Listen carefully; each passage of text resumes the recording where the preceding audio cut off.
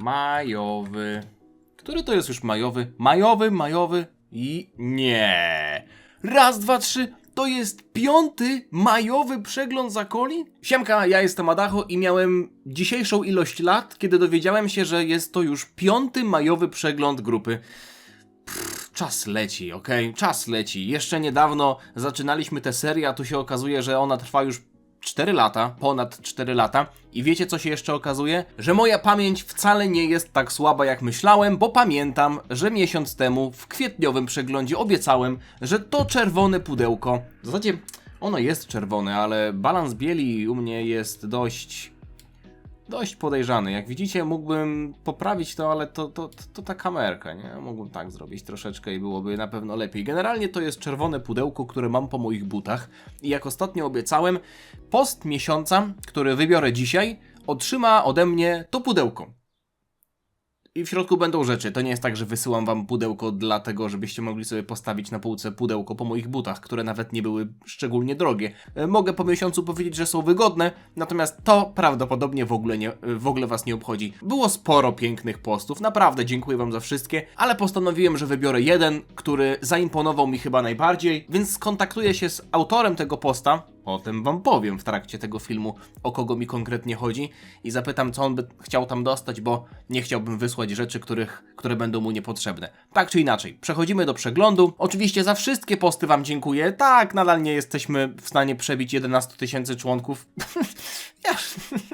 Myślę, że to jest liczba nie do przekroczenia. Myślę, że nie ma na świecie tylu osób, które lubiłyby moje filmy, mimo tego, że na YouTube jest znacznie więcej subskrybentów. Łukasz Słabik. Stary, nie chce oglądać Naruto, stary po tygodniu oglądania Naruto.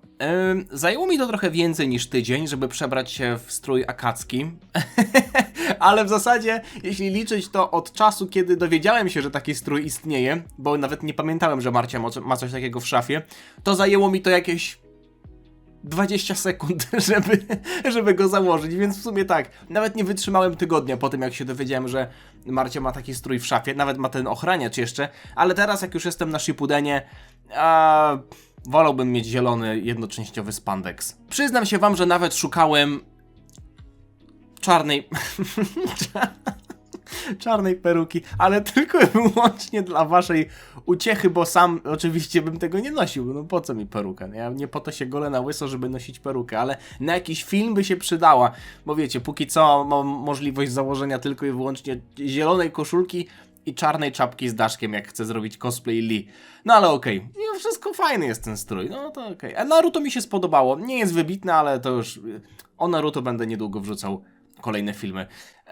Tak, kolejny akcent z Naruto. Krzysztof oczywiście wrzuca rysunki z różnych serii, ale ten naprawdę mi się spodobał. Wiecie co? Zawsze jak Krzysiek wrzuca rysunki, to nie mogę napatrzeć się na jego cieniowanie. W tym przypadku, to jak on zrobił tutaj te włoski, nie ma tutaj takich twardych konturów, tylko zrobił delikatne cienie, żeby było widać, gdzie są kosmyki włosów. Maska to po prostu jest przepiękna, ale ja się zastanawiam nad tym, o co tutaj chodzi z tym strojem.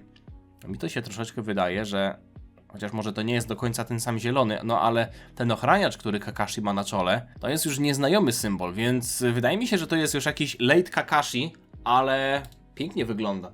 Zresztą ja tutaj cały czas na każdym praktycznie filmie pokazuję. Nawet jeśli nie wrzucam filmu z tej strony, to tutaj z drugiej strony też mam obrazki Krzyśka, więc Krzysiek jest praktycznie obecny na każdym filmie u mnie. Wspaniały Kakashi, dziękuję ci Krzysiek za to, ale idę dalej. To jest coś, co specjalnie zostawiłem na dzisiejszy odcinek, bo jeszcze tego nie czytałem. Pamiętam, że kiedyś był taki post, który nawet był postem tytułowym. Edycja antagonistów. Dragon Ball, ale to uczniowie polskiej szkoły. Nie czytałem tego jeszcze. Zobaczmy, czy będę w stanie w jakimś miejscu powiedzieć, że tak było. W zasadzie to do szkoły chodziłem 10 lat temu. Dosłownie 10 lat temu skończyłem szkołę. Liceum, więc gdzie ten czas minął? Frieza. Bananowy dzieciak, jego tatuś ma wtyki w dyrekcji i zawsze dlatego ma najlepsze oceny. Paradoksalnie ma kompleks wyższości. A paradoksalnie, bo sam jest niski. Robi ze szkoły swoje imperium, dzieli i rządzi na przerwach. W sumie to miałem w klasie nawet podobną osobę. Jego tatuś może nie miał wtyków w dyrekcji i może dlatego nie miał najlepszych ocen. To już byłoby na przekłamane. Ale miałem taką osobę. Tylko że Frieza lubię akurat w przeciwieństwie do tego gościa.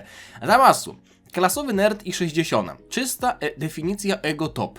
traktuje innych uczniów z wyższością przez ich słabe wyniki w nauce. Trochę podobni, ze względu na charakter, tutaj są opisani. Krążą plotki, że jego chuj jest słodki. Że zapisuje nazwiska osób, które mu podpadły w czarnym notesie. Pozdro dla kumatych. Nie miałem chyba kogoś takiego. Klasowy nerd. Jak miałem jakiegoś klasowego nerda, to zazwyczaj to był taki typowy informatyk, a nie jakaś 60 z ego top. Takiej osoby nie znam. Przynajmniej nie miałem takiej w klasie. Sel. Człowiek wielu talentów, szkolny narcyz, chodzi do szkoły dla beki, jego oceny nie mają znaczenia, perfekcyjny ragebaiter. Chyba za bardzo się wykluczają u mnie te cechy, żebym był w stanie je przypisać do jakiejś jednej osoby. Każdy z was może sobie teraz pomyśleć, czy kogoś takiego miał w szkole, czy w klasie. Na pewno ja bym powiedział, że nieskromnie to ja się w szkole czułem jak taki człowiek wielu talentów. Nie mówię, że ze wszystkiego byłem dobry, bo na przykład nie lubiłem nigdy chemii, czy biologii. Potem jak na studiach się okazało, że jest biochemia, to I'm finished. Na pewno nie byłem narcyzem, miałem zawsze duży dystans do siebie. I też no tutaj bym siebie w ogóle pod to nie podpisał. Ewentualnie perfekcyjny ragebaiter. Może nie perfekcyjny, ale lubiłem drażnić moje koleżanki, którym mi się wydawało, że należy im się wszystko. Generalnie takie roszczeniowe dziewczyny były, zwłaszcza taka jedna, no ale okej, nie pasuje mimo. Ja spróbuję się też do kogoś tutaj dopasować, no ale Sel to mimo wszystko nie ja. Bojack. Ten lider szkolnego gangu, gwiazda rocka poza szkołą, robi hajs i ma respekt na scenie, kradnie słabszym uczniom kanapki na przerwach, nie wiadomo jakim cudem jeszcze nie został wyjebany ze szkoły. Było kilka takich osób, oczywiście nie w mojej klasie, chociaż był taki gość, który, jak ja byłem w 4. klasie, to on był 2 lata starszy, bo kiblował już 2. rok. Był od wszystkich w mojej klasie o głowę wyższy, miał zarost, podczas kiedy ja nie miałem włosów nawet pod pachą jeszcze wtedy i nadal nie było wiadomo jakim cudem nie został jeszcze wyrzucony ze szkoły, ale nie był gwiazdą rocka, był raczej taki mało ogarnięty. Zbyt mało ogarnięty, żeby nauczyć się grać na gitarze chociażby. Bu, największy grubas w szkole, posiada wiele ukrytych talentów, które lepiej niech zostaną ukryte. Chłop nigdy w życiu nie widział kalkulatora, jest synem dyrektora, przez co zawsze przechodzi do następnej klasy. Nie, no tutaj to ostatnio w ogóle się nie zgadza. Miałem w klasie taką osobę, lubię go i on jest sympatycznym chłopakiem, ale faktycznie był gruby, nawet miał ksywę gruby. I miał talent do grania w zasadzie był taki moment, że on się zapisał do szkoły muzycznej i grał na trąbce. I to było coś, co nawet pewnych nauczycieli, którzy byli wobec niego tacy, nie chcę powiedzieć opryskliwi, ale nie wiązali z nim żadnej nadziei, ta gra na trąbce sprawiła, że oni zobaczyli promyk nadziei, ale potem okazało się, że mu się nie chciało. I nie był w ogóle synem dyrektora, przechodził ze względu na to, że się chyba litowali. Nie mówię, że wszyscy nauczyciele, ale czasem tak było. Jiren, szkolny outsider, naoglądał się editów z Sigmą na TikToku i udaje, no to nawet nie jestem w stanie do tego do kogokolwiek przypisać, bo za moich... Powiem to, ale za moich czasów nie było TikToka, okej? Na moich czasów nie było TikToka. Człowiek z potężnym daddy issues. Ewentualnie były Vinesy, ale nikt tak naprawdę nie oglądał Vinesów. To było popularne bardziej za granicą. Ja sam wiedziałem o tym od jakiegoś kolegi, sam nawet nie wiedziałem, gdzie tego szukać. Więc to na pewno nie był taki toczący rak, jak dzisiaj TikTok. Człowiek z potężnym daddy issues, uczeń, który mieszka na szkolnej... W ogóle nie, to bez sensu ten Jiren jest. Broly, ten jeden cichy dzieciak, który jednego dnia bawi się kwiatkami, a drugiego przychodzi z Nie, no to amerykańskie za bardzo, no jakim kałachem. Na sprawdzianach radzi sobie przeciętnie, byleby tylko przejść do następnej klasy, zadaje się z wąską grupą ludzi, posiada genialną sylwetkę mimo wpierdalania chipsów na przerwach.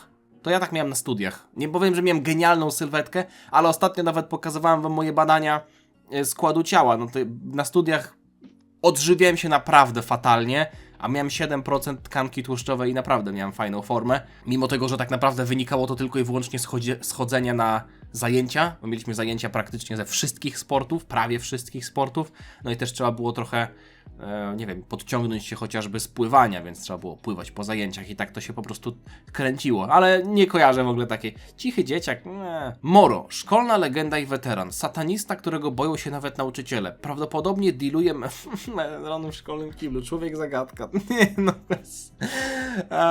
Były takie osoby, które miały jakieś, powiedzmy, ciemne hobby, ale to w ogóle nie były moje kręgi, więc raczej też nie jestem w stanie przypisać tutaj kogokolwiek do tej... Najbardziej chyba ten Frieza wydaje się jako osoba, która mogłaby istnieć. No dobra, dużo czasu na to poświęciłem, idę dalej. Jakoś ostatnio mam dużo rzeczy do wrzucania na Zakona. Dzisiaj trzymajcie rysunek Vegetę, chciałem powiedzieć wegunek resety z turnieju Mocy 2. No cóż, rozdział ciągle w produkcji, ale byście o nim nie zapomnieli, to ten Franciszek Jan Antonik to jest... To jest rekin biznesu, rekin marketingu, chociaż i tak jest lepszy niż PR-owcy Atletico Madryt. Gość robi zapowiedzi turnieju mocy przez 2 tygodnie codziennie, a potem się okazuje, że rozdział będzie za 3 miesiące. No ale okej. Nie wiem co to jest. Ja napisałem, że ten gość przypomina mi Ela z Death Note'a. Ghoul z Warcrafta. Wygląda jak potwór z podłóżka, którego boją się dzieci w dzieciństwie. Dzieci w dzieciństwie. No okej. Nawiązując do wczorajszego filmu, Mateusz... Kurde, no tutaj dobry komentarz wleciał. Kto nie przymierzał butów zimą na kartonie, ten nie zna życia. U nas w Nowej Soli jest targ. Targowisko, ono zostało przebudowane, powiedzmy zmodernizowane już tam parę dobrych lat temu, ale pamiętam też za mojego dzieciństwa, z mamą się chodziło często na takie targowiska i tam cygany sprzedawały te buty. Jedną sytuację mogę wam powiedzieć z tych czasów. To jest zabawne, bo ja już to pamiętam. Więc może miałem jakieś 8-9 lat. Ja chyba mam po tacie to, że zapominam o takich rzeczach, mimo tego, że to był niezły dym. Raz obcinał mi włosy. Zamiast iść do fryzjera, no to normalnie dziecku można przecież obciąć samemu włosy. Ja się rozebrałem do naga, tata wstawił stołek do wanny, żebym usiadł na stołku w wannie, żeby te włosy spadały do wanny, żeby potem można było je łatwiej zebrać. No i wiecie, goli mi łeb maszynką, jest gdzieś tam w połowie czy 1/3, no na pewno w trakcie i maszynka się zepsuła. Wiecie, no coś tam próbuje klikać, coś tam próbuje odłączyć, włączyć, wyłączyć, jak to się mówi, no i się okazało, że się po prostu maszynka zepsuła i mówi, dobra, czekaj, ja skoczę do sklepu na szybko, nie wychodź z tej wanny, zaraz wrócę. Mamy nie było w domu, więc siedziałem sam na golasa z półogolonym łbem, tak z pół godziny czekałem i tata nagle wraca z maszynką. Mówił, że był na targu i on jakichś cyganów kupił nową maszynkę do golenia, jakąś najtańszą. No i wiecie, odpala maszynkę, goli i nadal mam niedogolony łeb. I ta maszynka też się zepsuła. Ja już mam trochę więcej tych włosów ogolonych, ale nadal nie jest to dokończone. Siedzę cały czas na golasa w tej wannie, już ponad godzinę. Tata wyszedł, nie wiem, nie pamiętam już wtedy, czy poszedł zwrócić tę maszynkę, czy kupił jakąś jeszcze inną. No na pewno kupił jeszcze jakąś inną, która działała. I już wtedy mnie dokończył golić, tą trzecią można powiedzieć, ale nie pamiętam, czy on poszedł chyba ją zwrócić, nie? Chociaż nie pamiętam, czy dało radę ją zwrócić. Jakkolwiek by nie brzmiało, miło to wspominam. No ale musicie powiedzieć, że zajebisty jest tutaj look, nie? Chociaż ChatGPT to wygenerował. No ale moja twarz podobna do prawdziwej, nie? Siema, chciałem podziękować Adacho za to, że mnie zainspirował do zdrowszego trybu życia, do rozpoczęcia regularnych treningów oraz do poszerzenia mojej wiedzy na temat smoczych kul.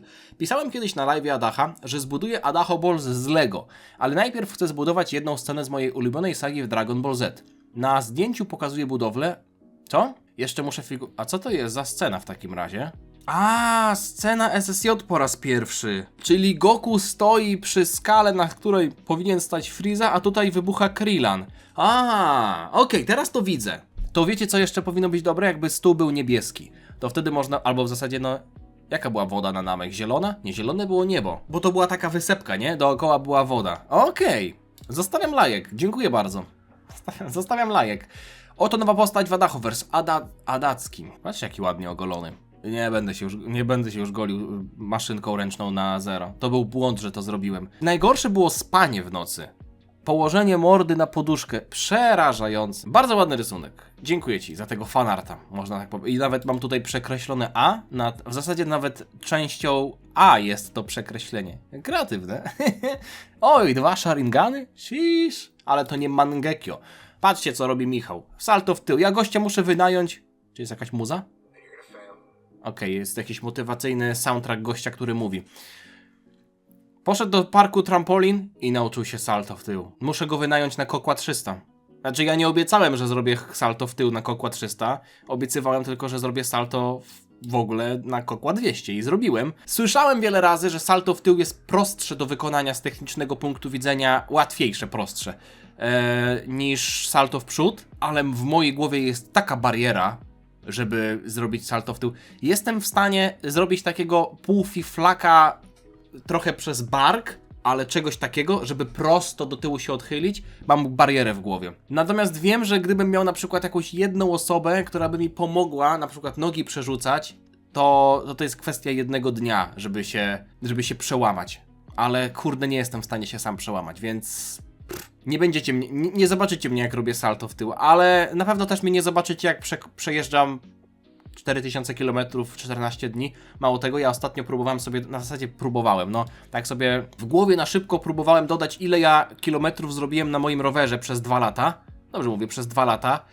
Chyba bym nie zrobił 4000, bo nasze wyprawy dwie w zasadzie miały koło 1000 w sumie. Nie chcę powiedzieć dokładnie ile, no ale jedna miała 550, a druga już nie pamiętam ile. Dodać do tego jeszcze jakieś pojedyncze wyjazdy, których też było kilkadziesiąt, nie zrobiłbym 4000 myślę, a Hubert zrobił to w 2 tygodnie. Przez ostatnie 2 tygodnie miałem okazję brać udział w kolarskiej rywalizacji, polegającej na tym, aby przejechać najwięcej kilometrów. Tak sobie pomyślałem, to właśnie Dragon Ball i inne anime zbudowały we mnie upór, zawziętość, dyscyplinę i chęć ciągłego rozwoju. Bardzo dużo zawdzięczam tym chińskim bajkom. Powiem wam tak, dużo osób śmieje się z tego, że dorosły chłop ogląda Dragon Ball, ja tutaj nie pokazuję wam tego w pełnej okazałości, że dorośli ludzie oglądają chińskie bajki, albo co można z tego wyciągnąć. I to jest właśnie ta ponadczasowa wartość Dragon Balla. A ty, co tutaj w ogóle się wydarzyło? Dlaczego cień, on aż lata w powietrzu? Czemu tutaj cień Huberta jest odczepiony? Hubert, ja ci nie mówię, że to jest jakieś ojej, ale ty chyba aż latasz w powietrzu, tak szybko jeździsz. Zmierzam do tego, że Dragon Ball uczy i bawi i inspiruje ludzi w każdym wieku. Dziękuję ci za tego posta, Hubert. Paintowe dziwactwa. No tutaj jest zbiór obrazków Franciszka z wielu tygodni. Widać moment, w którym on... Piccolo. Widać moment, w którym on właśnie przeszedł na komputerowo tworzone grafiki. No tutaj coraz lepsze się to robi, ale ja już to w większości widziałem na dupskach. Chociaż nie wszystko. Nie pamiętam niektórych. Na przykład tego nie pamiętałem. Na przykład tego Birusa. Koniec. Dziękuję ci bardzo, Franciszek. No jest to zabawne, ale jest to kompilacja z wielu tygodni. Michał Guzik, witam. U was też taka dzisiaj piękna pogoda? Łącznie wraz z kolegą przejechaliśmy jakieś 40 km. Planujemy w przyszłości zrobić... Łącznie z kolegą? Czyli on 20 i ty 20? Czy jak to jest liczone? W przyszłości zrobić trasę 80. Ciekawe, czy się uda. Uda się na pewno! Michał, z górki po prostu musisz jechać. Aż też nabrałem ochoty, żeby jechać, ale poczyniłem pewne kroki. Zapisałem mój rower na spa, na przegląd, więc będzie on przygotowany na tegoroczną wyprawę. Zapomniałem wam o tym powiedzieć, to wam tylko wspomnę już teraz. Ja wiem, że ten film będzie obejrzany przez promil osób, które, może nie promil, ale procent powiedzmy osób, które oglądają moje filmy albo jakiegoś tam kokła, ale trasa w tym roku wygląda tak. 5 zaczynamy? 5 zaczynamy. Czyli 4 jadę do Gdańska, tam w Gdańsku śpimy, 5 wyjeżdżamy do Kościerzyny, w Kościerzynie śpimy, 6 wyjeżdżamy z Kościerzyny do Chojnic, 7 z Chojnic do Nakła nad Notecią, 8 z Nakła nad Notecią do Pobiedzisk, w Pobiedziskach nocleg mamy, 9 Pyzdry i z 10 z Pyzdrów do Jarantowa i tam kończymy, także 6 dni jazdy. Kilometrów jest troszeczkę mniej, 6 dni jazdy, ale jest też dzień początkowy i dzień końcowy, jeśli tak luźno liczyć, więc będę musiał przynajmniej z 7-8 filmów nagrać na zapas. Nie mówię wam, ile teraz mam nagranych, bo i tak to nie ma znaczenia, bo w czerwcu też wyjeżdżam, więc to się po prostu zmieni, ale tak tylko mi dziękuję Michał, że mi przypomniałeś o tym, bo miałem o tym powiedzieć, a zapomniałem ostatnio.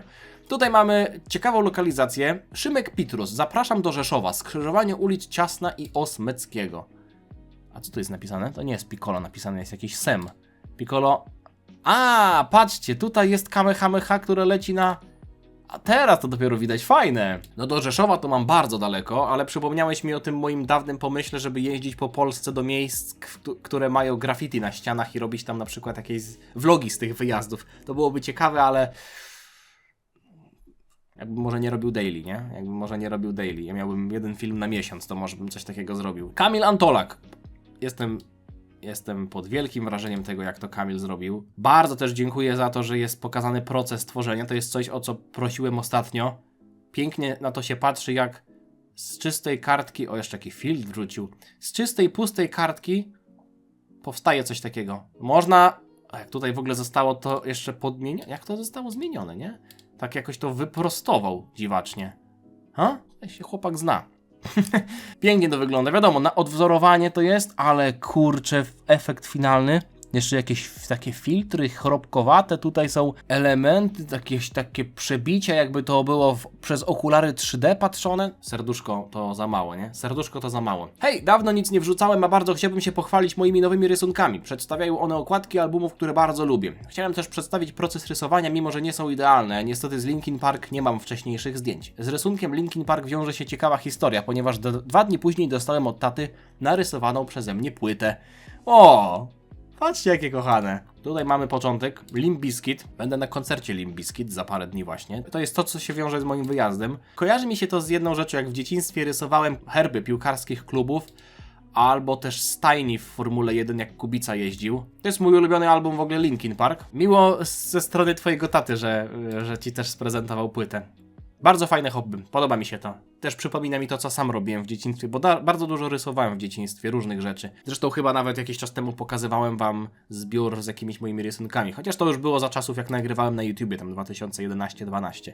Shenlong wypalony i Zoro wypalony. Kurde, no to coś takiego sobie powiesić? Chociaż ja mam, kurde, te listy gończe za Adi Acho. Kolejne ręcznie wypalone obrazy z Shenlonga, to aż sam jestem dumny. Smok i Goku z Gohanem mają po pół metra wysoko. To ma pół metra? Jo pierdziu! No ten Zoro wygląda ładnie, ale pamiętam, że jak robiłem miniaturkę z Thriller Bark, to wrzuciłem na początku Nightmare Luffy'ego na miniaturkę i dużo osób mówiło w komentarzach: myślałem, że na miniaturce będzie ten Zoro z momentu nic się nie stało. Po wielu miesiącach zmieniłem tę miniaturkę, także ona teraz jest zgodna z waszymi oczekiwaniami. Stworzyłem własny model AI, mówi Dawid Perkowski, który ma 14 lat i tworzy coś takiego. Wiem, że to trochę nie ta tematyka, ale chcę się pochwalić. Mam 14 lat i w najbliższym czasie będę miał konkurs informatyczny. Stwierdziłem, że polecę z rozmachem. Zrobiłem AI analizujące trendy na YouTubie. Do tego wykonałem fine-tuning innego modelu AI, by był w stanie działać z danymi z YouTube'a. Stronę, by lepiej wyszło, stworzył ChatGPT i tak to ostatecznie wyszło. Dalej pojawiają się błędy w odpowiedziach, lecz nic już nie mogę na to poradzić. Wkleiłem screen z przykładowego zadania. Konkurs za 5 dni, więc trzymajcie kciuki. To było wrzucone 20... to jest dzisiaj praktycznie dla was. 26? Widzicie to 31? No to Dawid, daj znać, jak poszło. Ja nie mogę powiedzieć, że jestem z ciebie dumny, bo to by sugerowało, że to się wypowiadam z roli kogoś, kto cię w jakiś sposób dochowywał, a to w ogóle tak nie jest. Ale ja bym powiedział tak, jestem dumny, że takie utalentowane osoby są na mojej grupie, mimo tego, że ja sam nic o to nie robiłem, nie? O takich widzów nic nie robiłem. Krystian Zalas, prawie jak Zamas. Dostałem dzisiaj taką zieloną perełkę od mojego syna. Dlaczego pomyślałem o Perle Export? To byłoby zajebiste. Chociaż zielona to chmielowa bardziej, nie? I tu powinna być... Nie, to jest zajebiste. Dlaczego ja się śmieję sam z własnych żartów, podczas kiedy mamy tutaj uroczy rysunek Piccolo i jeszcze jakiś tutaj customowy napis. Ma 12 lat i wie, co lubi tatuś. Ale post miesiąca trafia do Emila Stachury. I pudełko też wysyłam Emilowi. Dlaczego? Ktoś może powiedzieć: okej, no rysunek jak rysunek. Oczywiście podoba mi się, jak najbardziej. I jest wiele fanartów. Dlaczego akurat wybrałem ten? Ze względu na to, że to jest rysowane palcem po telefonie. Trudno jest mi uwierzyć, że coś takiego można zrobić palcem na telefonie. Siema Zakolaki. Trochę nic nie wrzucałem chyba z pół roku albo nawet prawie rok. Ostatnio pracowałem nad jednym ze swoich obrazków i w końcu postanowiłem stworzyć fanowską okładkę do Idaho Balls.